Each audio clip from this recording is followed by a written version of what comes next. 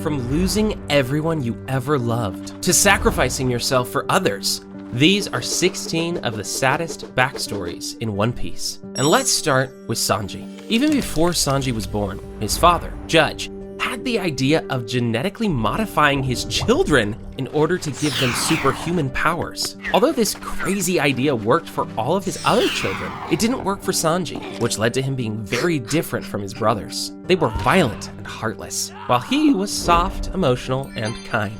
Or, as his father saw it, he was a failed project with no use. The reason Sanji ended up so different was that his mom took dangerous drugs to stop genetic modifications from kicking in. She despised what her husband was doing and wound up gravely ill because of it. Due to his emotions, Sanji was the only child who cared about his mother. He loved cooking for her, but was eventually punished by his father for caring so much and got locked in a cell like a dog. Unfortunately for him, his mother also passed away, which left him completely heartbroken. His mind and body had both given up on him. Thankfully, his sister, Raiju, decided to help and freed him from his prison. Afterward, Sanji ran without looking back, abandoning the Vinsmoke name and his family. But his troubles weren't over just yet. After some time, Sanji found himself aboard a random ship, working as a dish boy for the chefs. However, the ship soon got hijacked by a group calling themselves Cook Pirates. Mere seconds after the takeover, a storm blew the ship apart and killed everyone except for Sanji and the captain of the Cook Pirates, Zeph. Although they survived, they both wound up stranded on a desert island. Sanji couldn't help but hate Zeph for ruining his chance at a new life before it even began. Considering that the two had limited food, Zeph gave Sanji a smaller portion while keeping the bigger one for himself. Although his share was tiny, Sanji made it last as long as he could before starvation hit. Things got so bad that even the kind-hearted Sanji considered murdering Zeph and taking his share of food. However, once Sanji got to know Zeph, he realized the truth. The old pirate gave Sanji all the food he had, and his seemingly bigger bag was filled only with treasure. The only reason Zeph survived up to this point was because he ate his own leg. This shocked Sanji. Besides his mom, no one ever showed him love. Yet this old pirate did. Soon, the two bonded over their shared dream of one day finding the All Blue. And once they were rescued, they went on to open the sea restaurant together.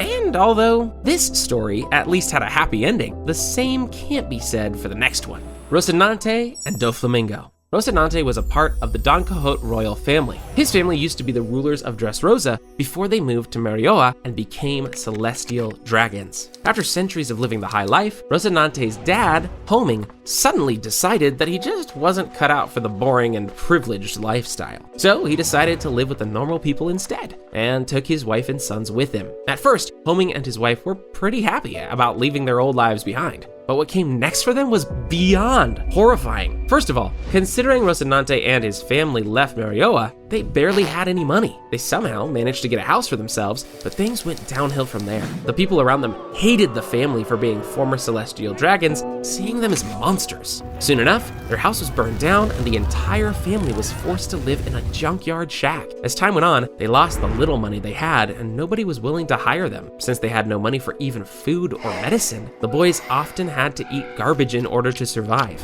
Eventually, things got so bad that Homing begged the celestial dragon for help, but he was instantly rejected. To make matters worse, a year later, Homing's wife got sick and died in front of the kids. Since being dirt poor wasn't punishment enough, the people of the country actually tracked down their family again in order to beat them up.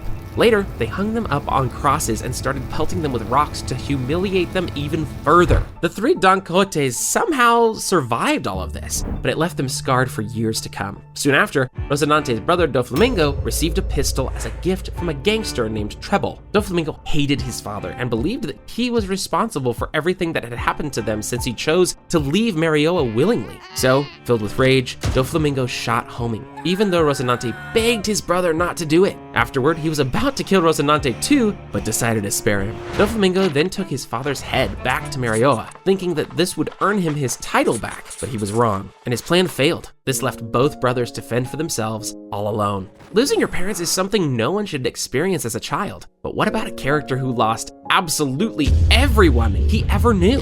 Although not much is known about Brooks' life before he became a pirate, we do know that he was once a big-shot military officer for some unknown country. However, in his heart, he always wanted to be a pirate instead. That's why he left his post and joined the Rum Bar Pirates, a group of pirate musicians who dreamed of spreading joy and smiles across the world. Brooks spent a good chunk of his life sailing with them and even befriended a lost whale named Laboon. Since the Rum Bar Pirates wanted to sail the Grand Line, they left Laboon behind at the Twin Capes with Crocus. Brooke felt awful about leaving Laboon behind since he grew attached to the whale, but he had no other choice. After promising the whale that they returned for it, the Rum Bar Pirates set sail once again for the New World. Unfortunately for them, soon after, Brooks' captain, Yorkie, fell ill with an incurable disease. This forced the crew to leave Yorkie behind, and they decided to name Brooke their new captain instead. Things were going well for a bit after that before the Rum Bar Pirates were suddenly attacked by an unknown enemy. With poison arrows raining down on them, they had no choice but to hide inside the fog within the 𝐿orian Triangle. To make matters worse,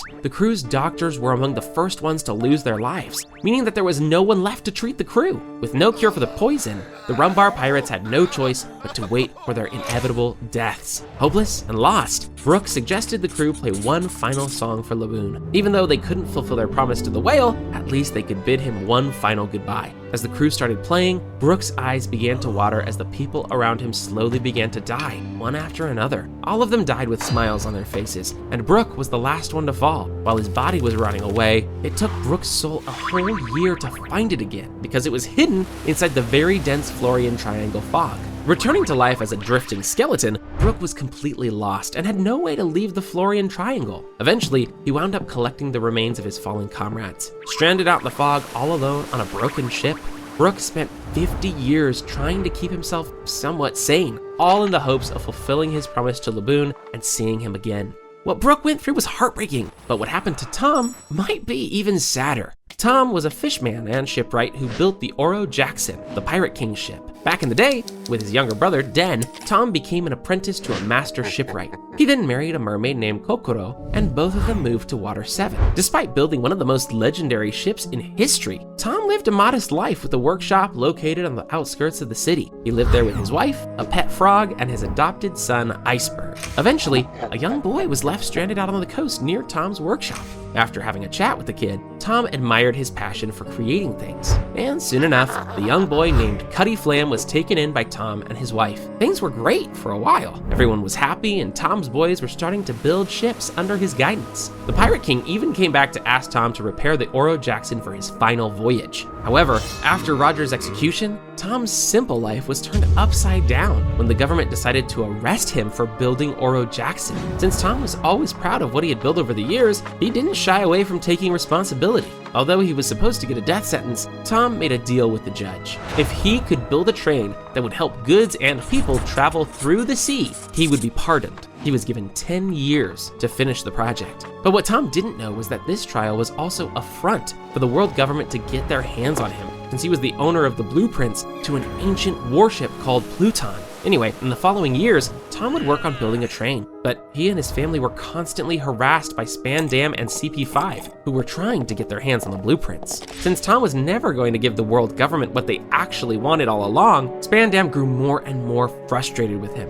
Eventually, work on the sea train finally finished, and Tom's workers unveiled it to the world. They called it the Puffing Tom. However, on the exact day Tom was supposed to get pardoned, Spandam hijacked 𝗕𝗲𝗄𝐿's warships and used them to attack Water 7. It was a clever trick to put all the blame on Tom's son and force him to comply with the government. Fearing for his son's life, Tom decided to do something unexpected. He used his pardon on the attack on Water 7, which meant his son wouldn't go to prison. However, this also meant that Tom couldn't use his pardon for his own crimes and was sentenced to death. With his family members sobbing right in front of him, Tom left them with words of encouragement, asking them to live their lives with gusto. Tom was then escorted to Enies Lobby on the train he built himself and was executed soon after. Although Tom's story was tragic, he at least went through those events as an adult, which can't really be said for Robin. When Robin was young, her mother, Olivia, was never around. This is because she left to search for the truth behind the Void Sentry. 2-year-old Robin was then left in the care of Olivia's younger brother and his abusive wife. The only real family Robin had were the librarians who worked at the Tree of Knowledge in O'Hara, since everyone in town just despised despised her and called her a freak for being a devil fruit user. That's why Robin spent her childhood either crying or reading the books she'd find in the library. Over the years, she wound up becoming a self-taught scholar. She learned how to read poneglyphs all on her own and grew super close to a man named Professor Clover. Soon after, she also befriended a giant who washed up on the shore one day, a former Vice Admiral, 𝐿𝐷𝐿𝐲. For a while, Robin felt normal for once, finally having someone to talk to and laugh with. However, things took a turn when her mom suddenly showed up on O'Hara with a ton of Marines chasing her. Soon, an all-out raid on the library was carried out, and the Marines discovered that the people of O'Hara were conducting research on the Void Century. Since investigating the true history of the world was forbidden by the government, they decided to make an example out of the citizens of O'Hara and show the entire world what happens when orders are not followed. Despite the pleading, Robin's mentor, Professor Clover, was shot right in front of her. And to make matters worse, the library was set ablaze and a buster call was issued to destroy the entire island. Instead of trying to escape, the researchers chose to sacrifice their lives in order to protect the centuries of knowledge hidden inside the library. Even though Robin knew nothing about her mother, she somehow recognized her despite all of the chaos. However, it was too little too late, since orders were given to wipe out any and all researchers, including the women and children. Robin barely had a chance to reconnect with her mother before she was forcefully escorted away by Saul. Together, they made it to the shore, but were suddenly attacked by cannon fire. Angered that they would point their weapons at a child, Saul lashed out in anger against his former colleagues. This made Admiral 𝐿𝐷𝐿𝐲 intervene. With no chance of survival, Saul sacrificed his own life for Robin's sake, laughing and urging her to live as he was turned into ice. Seeing his old friend's conviction, and after witnessing how the Marines murdered countless innocent civilians, 𝐿𝐷𝐿𝐲 decided to spare Robin's life and pave the way for her to escape. However, despite everything, the government wasn't satisfied with their mindless destruction just yet. So they printed out wanted posters for Robin, who was 8 years old at the time, and were determined to arrest her or worse. Over the next decade, Robin was constantly in hiding and was betrayed by anyone she asked for help. With her bounty being higher than most real criminals, people around her kept trying to cash in at her expense. Helpless, Robin had nowhere to turn to and slowly got tired of the world and life in general. Eventually, she wound up working for 𝐲𝐿𝐷𝐿𝐲 since it was her best chance at continuing the research her people died for. Another Straw Hat who had a sad childhood was Chopper, and although there isn't as much death in his story, it's tragic in its own twisted way. Chopper was just a normal reindeer until he accidentally ate a devil fruit that turned him into a reindeer-human hybrid. Him being different scared his herd, and they quickly kicked him out, so Chopper wandered the mountain alone, only to be met with the same fear and hate from humans. He was chased, shot at, and left to freeze. No one wanted him. No one except Dr. 𝐿𝐷𝐿𝐲. This strange old doctor took Chopper in, and for the first time, Chopper felt like someone actually saw him as more than just a monster. They laughed together, shared meals, and dreamed big. Chopper even learned medicine by watching his new father. But this is One Piece, and we know good things don't last for long. A year later, seemingly without a reason, 𝐿𝐷𝐿𝐲 suddenly pushed Chopper away. Chopper was absolutely heartbroken, but then he learned the truth. 𝐿𝐷𝐿𝐲 was very sick and didn't want Chopper to see him die. Desperate to help, Chopper searched every book inside his study until he found a drawing of a mushroom he believed could cure anything. So he went on his little adventure, crossing dangerous terrain and almost getting himself killed just to bring it back. Beaten and bruised, he finally returned with the mushroom. 𝐿𝐷𝐿𝐲 cried as he hugged him, touched by the effort. Chopper made the medicine himself and gave it to him, happy that he managed to save his father. But then, Dr. 𝐿𝐷𝐿𝐲 showed up and punched him across the room while crying. That's when Chopper found out the truth. The mushroom was actually poisonous. 𝐿𝐷𝐿𝐲 knew about this, but decided to take it anyway when he saw how much trouble Chopper went to find it. In shock, Chopper ran to find 𝐿𝐷𝐿𝐲, but it was too late. The man blew himself up with a smile, saying he had had a wonderful life. So, Chopper was left all alone again, haunted by what he had done. He was just a little reindeer who wanted to save the one person who ever cared about him. Chopper's story eventually had a happy ending once he joined the Straw Hats, but some stories never make it that far. Orihime. Queen Orihime was the former ruler of the Ryugu Kingdom on Fishman Island. She was a kind person who didn't want her people to live in fear or hate, and she dreamed of peace with humans. So, in order to achieve this, she preached peace and begged her people to join the world government, but they hated her for it. They rejected her idea of coexisting with the humans and couldn't understand why she would even want something like that. Eventually, 𝗲𝗲𝐴 got her big breakthrough when a celestial dragon ship crashed near the island. 𝗲𝗲𝗴 immediately rushed to the scene and managed to save the noble from the sun pirates who tried to kill him, even taking a bullet for him. When asked why she did it, 𝗲𝗲𝗴 said that children were watching and that their hate for humans shouldn't be passed on to the children. 𝗲𝗲𝗴 then did everything in her power to heal the noble, and the two of them eventually left for Marioa. After some time, 𝗲𝗲𝗴 returned and revealed that somehow she managed to negotiate a deal. Fishmen could live on the surface with other humans. All she needed to do now was collect enough signatures for this vision to become a reality. It took her 7 long years, but in the end, she managed it, convincing her people that humans aren't as bad as they think. She was overjoyed and tearful, finally ready to achieve her goal. However, something tragic happened next. On the exact day she collected enough signatures, the votes were suddenly set on fire. And to make matters worse, 𝗲𝗲𝗴 was also shot and killed by an unknown assassin. Cody Jones, the one who orchestrated this act, then framed one of the humans for it, completely destroying the idea of peace 𝗲𝗲𝗴 fought so hard to achieve. Even as she was dying in her children's arms, she wanted them to never blame humans for what happened to her and always strive for peace. Odin. Considering all the tragedies we covered so far, Odin's life was mostly pretty good. The only thing he really lacked was a clear purpose in life. However, that quickly changed once Roger asked him to join his crew and reach Laugh-Tale. In order to do this, Odin left his wife and children back home in Wano, unaware of how bad things would get while he was off living his dream. Once he returned, he learned that his entire country was taken away from him by Kaido and Orochi. And to make matters worse, Kaido's men had even attacked his wife and kids. Enraged, Odin attacked Orochi but failed to kill him. Instead, Orochi threatened him by saying that he would kill Wano's citizens if he didn't comply with his demands. Orochi's demands were simple. Every week, Odin would dance naked in public in front of everyone. If he manages to do that for 5 years, Orochi and Kaido will leave Wano alone. From that day on, Odin began dancing like a fool in the city square. Although people once saw him as a hero who would save them from tyranny, all they saw now was a fool. Someone who completely lost his mind. Little did they know that all the humiliation Odin went through was for their safety. Sometime later, Odin realized that despite everything he was doing, Kaido would never willingly leave Wano. Feeling broken and used, Odin gathered his retainers and launched a full-on assault on Orochi and the Beast Pirates. Although they were inches away from victory, the assault failed, leading to Odin and his allies getting captured. Their sentence? To be boiled alive. Now, with absolutely nothing left to lose, Odin made a final wager with Kaido. If he could survive 1 hour being boiled alive in the pot, Kaido would let all of his retainers go free.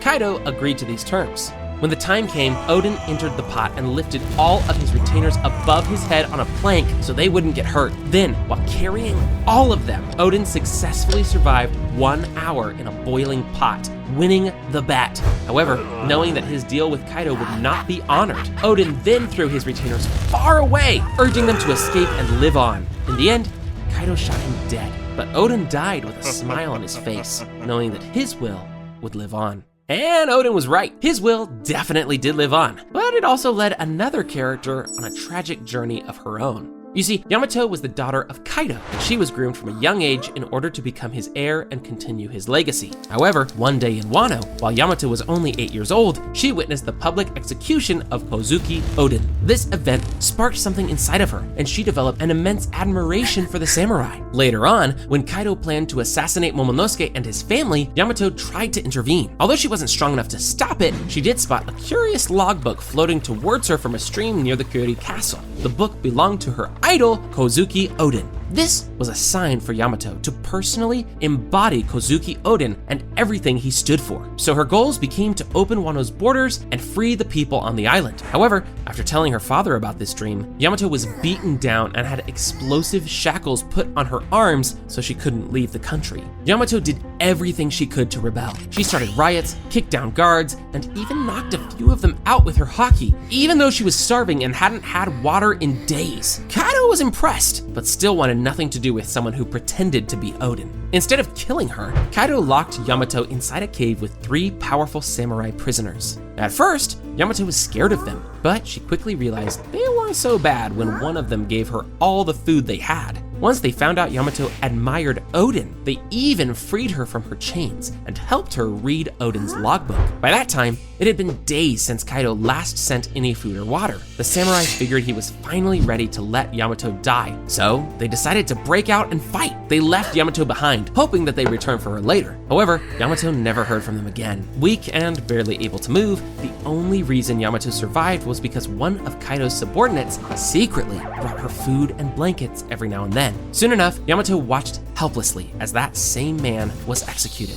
Man, One Piece has some sad backstories, and the one about Señor Pink will always have a special place in everyone's heart. Señor Pink was once just an ordinary man. He wore suits all the time and did things normal people do. Everything about him was normal, except for the fact that he secretly worked for pirates. One day, he met a beautiful woman, and soon they were both head over heels for each other. They went on dates, enjoyed each other's company, and were determined to build a life together. They got married and even bought a house together. However, even after all the years together, Señor Pink never told his wife the truth about what he did for a living, and instead lied about working in a bank. As time went on, the couple even had a son together. But unfortunately, while Pink was busy pirating, his son died from unknown causes. Left to deal with it all on her own, Pink's wife called the bank he claimed he was working at, but she soon learned that no such person ever worked there. Betrayed by her husband, Pink's wife lashed out at him as soon as he came back home and eventually left him. After some time, Pink heard his wife was caught in a landslide and was admitted to a local hospital. He rushed over to the hospital as fast as he could with flowers in hand, only to find that the woman he loved was in a vegetative state,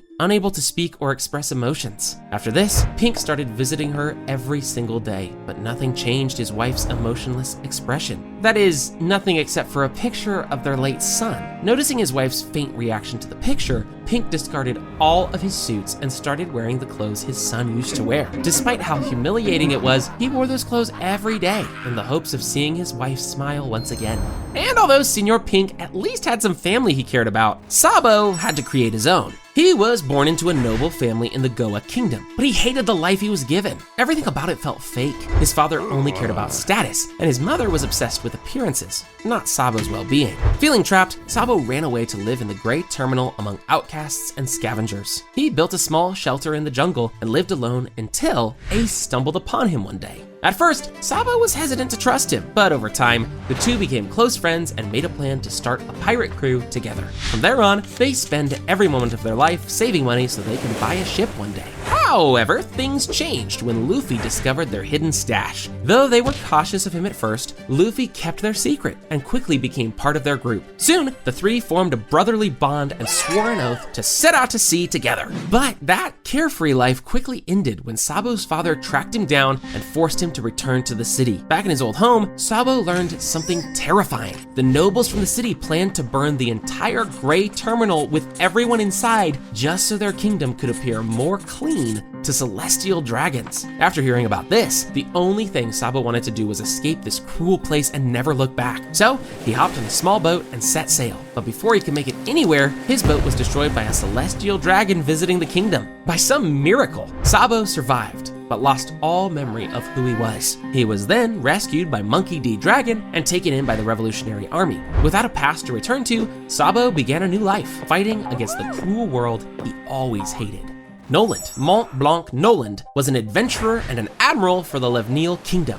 So he'd frequently visit the New World to bring back resources for his country. During one of his adventures, Noland and his crew got caught up in a storm. The only reason they survived was because they followed the sound of a ringing bell and wound up on the shores of an island called Jaya. There, Noland found a child suffering from something called the tree fever. Since he was a botanist as well, Noland was already aware of the cause of this disease. However, in order to treat the villagers, Noland needed to gain their trust first. Around the same time, Noland watched these strange people sacrificing a woman to a giant snake. Noland immediately cut the snake down, but this only earned him the anger of the locals who saw the snake as a god. Since Noland was smart, he offered to treat the villagers and cure the disease that was killing off so many of them. So the locals decided to give him till sundown to come up with a solution. Upon finding a cure, Noland wound up getting swallowed by the ground after a sudden earthquake. The tribe's chief, 𝗕𝗲𝗄, thought the earthquake was God's wrath and decided to kill Noland to win the snake god's favor again. However, after pleading with 𝗕𝗲𝗄 to spare him and save his tribe with the cure he created, Noland survived the entire incident. He then treated the villagers and put an end to their human sacrificing tradition. The tribe celebrated with him and even took him to a lost city of gold that they were tasked with protecting. From there, everything went great for Noland, up until he decided to chop some disease-ridden trees down. Unbeknownst to him,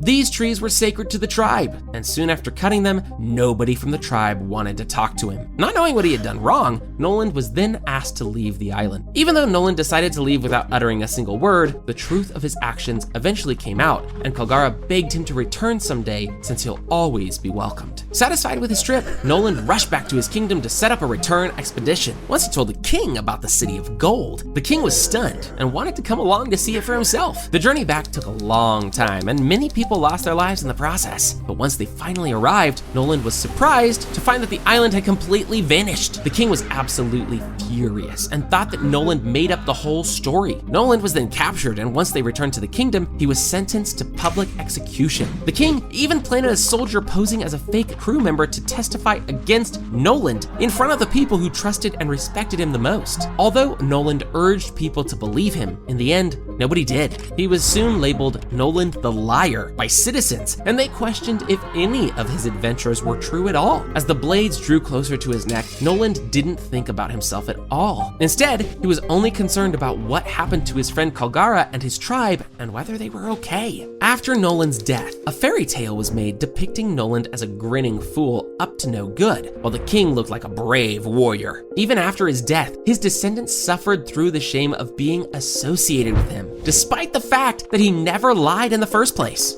What happened to Noland was unfair, and that's a kind of pain Nami understands far too well. During one of her missions, 𝗕𝗲𝗄, a marine soldier, discovered 2 orphans in a war-torn country, Nami and 𝗕𝗲𝐿. Feeling sorry for them, she took both of them in and brought them back to her quiet hometown, Kokoyashi village. From that point on, her life completely changed. First, she left the Marines behind and became a tangerine farmer, growing fruit in her backyard and selling it in town. Every coin she made went straight into raising her daughters, and besides food on the table, they didn't have much. However, as long as Nami and 𝗕𝗲𝐿 were happy, 𝗕𝗲𝗄 felt like she had everything she needed. One day, Nami got caught stealing books from the library. 𝗕𝗲𝗄 scolded her for stealing, but the only reason Nami did it was because she was obsessed with drawing maps and learning about the world. In any case, Nami took it personally and shouted some cruel things to her mom before running away from home. By the time she came back to apologize the next morning, it was already too late. The 𝗲𝗏 pirates had invaded the village. They easily subdued the citizens and demanded huge payments from everyone. And the worst of all, anyone who couldn't afford to pay was either punished or killed.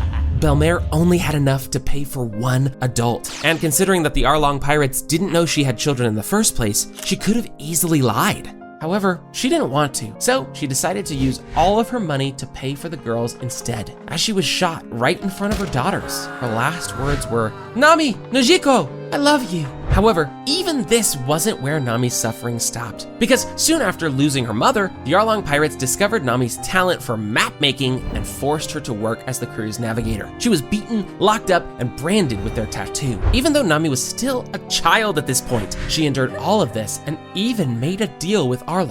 If she could collect 100 million berries, he would let her buy her island back. So, doing the only thing she could, Nami spent years pretending to obey 𝗲𝗏 while secretly saving every coin she earned. She mapped oceans with tears in her eyes, hoping that one day she'd have enough to buy back the freedom of the people she loved. Quiros. When Quiros was 15, he lived in the slums and wound up killing 2 people in an act of revenge. However, instead of punishing him, King Riku of Dressrosa saw potential in the boy. So Quiros was told that if he could win 100 matches in the Colosseum, he could earn his freedom. Over the years, Quiros fought and won over 1,000 matches. But due to his violent life, Quiros saw the Colosseum as the only place where he belonged and didn't want to leave since the rest of Dressrosa only saw him as a criminal. Fast forward a couple more years, Quiros racked up 3,000 victories and became a living legend. Eventually, King Riku offered him a job as the captain of the Dressrosa army, trying to help Quiros get on the right path. Quiros accepted. One day, while on the job, 𝗕𝐲 saved the king's eldest daughter, Scarlet, from pirates, and the two of them fell in love.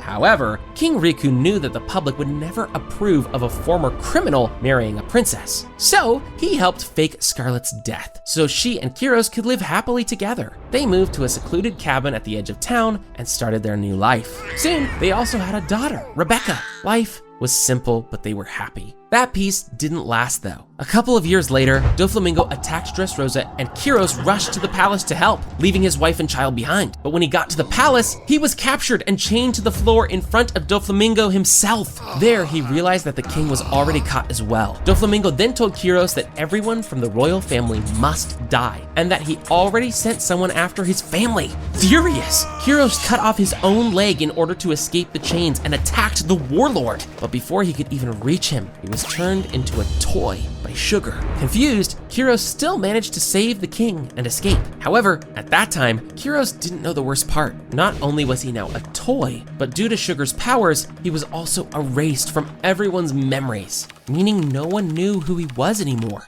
Immediately after, 𝗕𝗲 ran back to the house to protect his wife and child, but got there too late and watched as Scarlet died right in front of him. He held her body and cried, powerless to save her. But perhaps the worst thing was that his wife didn't even know who he was in her final moments. He then brought her body back to their daughter and swore to protect her no matter what. Rebecca didn't know who this toy soldier was, and she resented him for not saving her mom. 𝗕𝗲 took care of her in secret, working random jobs and protecting her from danger. One day, after saving her from some kidnappers, he got labeled a fugitive. That's when 𝗕𝗲 realized that in order to keep her safe, he must let her go. He taught Rebecca how to fight with a sword, just like him, and then left. Losing your wife and having your daughter forget who you are is heartbreaking, but what happened to 𝗲 might be even worse. Born to a couple of well-off daughters, 𝗲 and his sister lived a comfortable life, training to become doctors just like their parents. Their country, 𝐿𝐴vents, was known for its amber lead mines, and a lot of people from the country worked in them. However, it was soon discovered by everyone that amber lead was actually poisonous, and prolonged exposure to it would result in death. Once neighboring countries learned this, they immediately went to war with 𝐿𝐴vents, believing that the illness was contagious. However, in truth, the world government knew the disease wasn't infectious, but kept that truth hidden so they could keep profiting from the mines and save their reputation. Things took a turn when 𝗲 discovered his little sister had caught the illness and would soon die from it. Not long after, the surrounding countries sent kill squads to 𝐿𝐴vents in order to completely eliminate its entire population. So, the hospital where 𝗲's parents worked was attacked, and he watched them both get eliminated right in front of him. Then the hospital was set on fire with 𝗲 and his sister still inside. By some miracle, 𝗲 survived by pretending to be dead under a pile of corpses, but the rest of his family weren't so lucky. Although he survived, this experience completely broke him. From that day forward, he wanted nothing more than to destroy the world that had been so cruel to him. After sneaking into a port town called Spider Miles, he met 𝗕𝗲𝗏𝗏𝗏 and forced his way into the Don Quixote pirates by strapping bombs on himself. Although he only had 3 years left to live, 𝗲 at least found some meaning in life and grew close to some of the crewmates, especially Rocinante, who pretty much took 𝗲 under his wing. Since he wanted to save the boy, Rocinante took 𝗲 on a secret journey to find a cure for his illness. For 6 months, the two of them traveled all across the world and became deeply bonded. However, nothing they tried worked, and 𝗲's conditions soon worsened.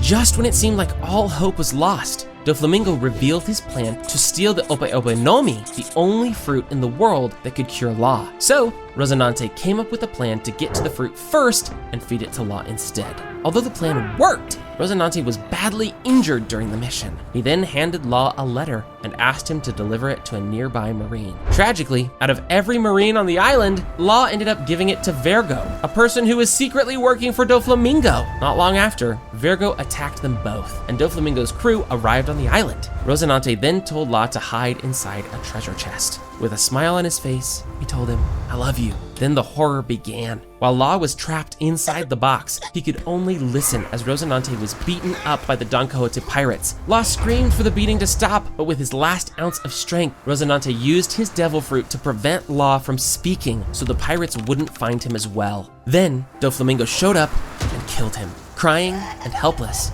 𝗲 eventually escaped and wandered Swallow Island for 3 days straight. While hiding inside a cave, he somehow figured out how to use his new devil fruit to extract the lead from his body. It was agonizing, but it worked. he was finally cured.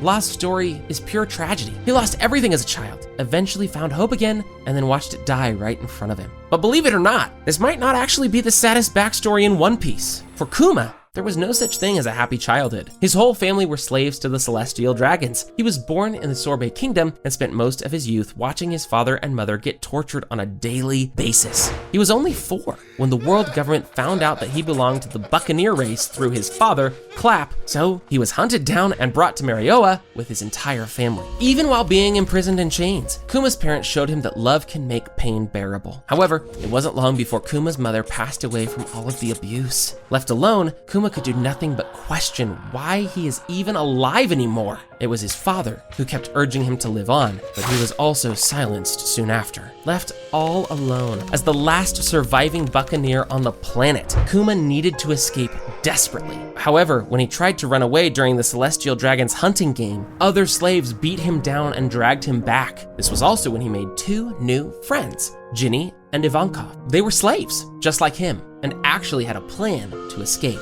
So, during the hunting tournament, 𝗏𝗲 and Ivankov somehow managed to steal legendary devil fruits that were meant to be a prize. That's how 𝗏𝗏 got his 𝗵𝗵 abilities. And the first thing he did with his power was selflessly save everyone, including the same slaves who beat him up before. Although 𝗏𝗏 was now free to live his life, he still felt the urge to help those in need, which is why he became a priest. As a priest, 𝗏𝗏 used his devil fruit abilities to transfer people's pain to himself, hoping to help as many people as possible, even if it cost him his life. Eventually, he also became a revolutionary to fight against the injustices of the 𝗵𝗲𝗃 kingdom. 𝗏𝗏 was immediately accused of being a tyrant for liberating his people, but he didn't care. At some point in his life, Ginny suggested that she and 𝗏𝗏 get married. However, 𝗏𝗏 declined, wanting to protect her from his Buccaneer heritage. But things would take a dark turn once Ginny got abducted during one of her missions. For years, 𝗏𝗏 traveled the globe looking for her, but couldn't find her until one day, Ginny contacted 𝗏𝗏 and the other revolutionaries.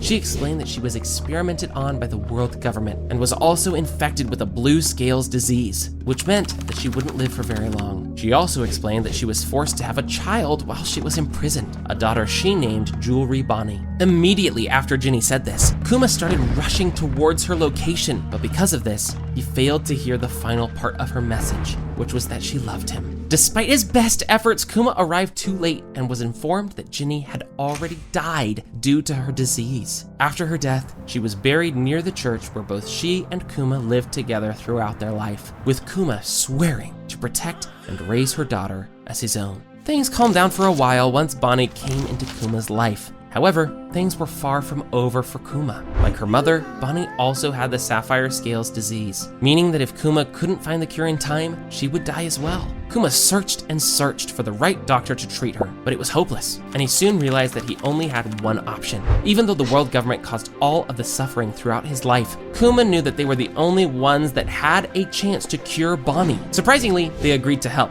but in exchange, 𝗏𝗏 had to give up his soul and become a mindless cyborg who'd forget his daughter ever existed in the first place. Without any hesitation, 𝗏𝗏 accepted. And so, Bonnie was saved, and 𝗏𝗏's selfless actions made Dr. Vegapunk and 𝐾𝐿ZARU question their loyalty to the government. Soon enough, 𝗏𝗏 was turned into a cyborg, and despite all the tragedies that befell his life, he was grateful and happy that he could at least save his daughter.